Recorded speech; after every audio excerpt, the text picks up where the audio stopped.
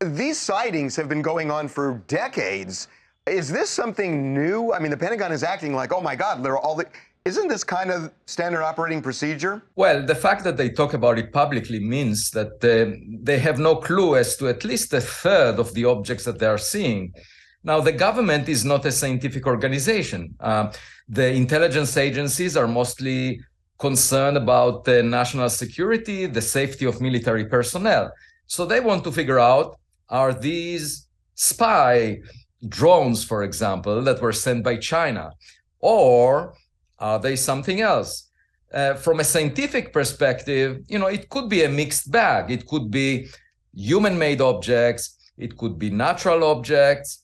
But even if one is of extraterrestrial technological origin, that would be the most significant discovery of humanity. When the Pentagon talks about it, all they are talking about is, are these drones? In fact, they said that they've already identified, I think they said about 30 of them that they know are drones. But there are certain things drones can't do. And certain things that they can't. Human technology can't do. So is your concern that the government is not going to share enough information with the science, with scientists? Yeah, I think the government is not a scientific organization, and the data that it collects will remain outside of public view because it was collected by classified sensors.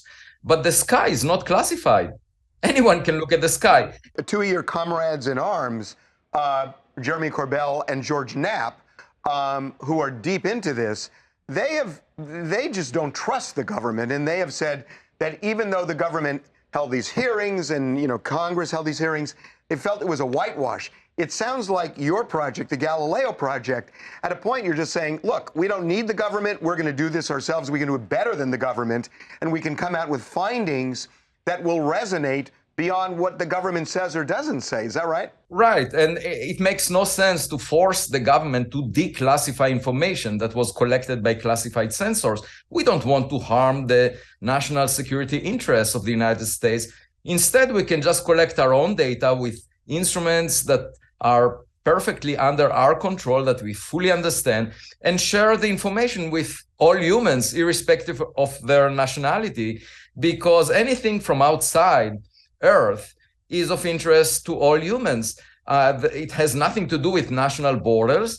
And of course, we scientists or astronomers do not care much about drones that are made in China. So we leave that to the government. We want to deal with everything else. Look, I'm of the mind you are, although I don't have the scientific background, that, if one of these objects, one could be life-changing. But a lot of people just scoff at that. And a lot of people say, oh, you're crazy. You believe in little green men. I'm wondering how you're received at Harvard, where you work. Are professors understanding of that? Do they scoff at that? I'm curious what your colleagues think. Yeah, I was chair of the astronomy department for 9 years, the longest serving chair. I'm part of the establishment in some sense. But on this subject, I claim we should not rely on prejudice. And it's arrogant to think that we are the smartest kid on our cosmic block. So let's just look up and figure out what's out there instead of assuming in advance. And I think we should just follow the scientific method, because very often it's considered to think outside the box as a risky proposition. I think on this matter, the box is misplaced. And, it's not a popularity contest. Just like Galileo Galilei argued that the Earth moves around the sun, he was put in house arrest. Today, he would have been canceled on social media, but that didn't change the orbit of the Earth around the sun. And we see it most recently from the Orion spacecraft that moved behind the moon. It's a blue marble that you can see moving around the sun. And it's obvious that that's the reality we live in. So it's not a matter of how many likes I get on Twitter or within academia. We just need to figure out the truth.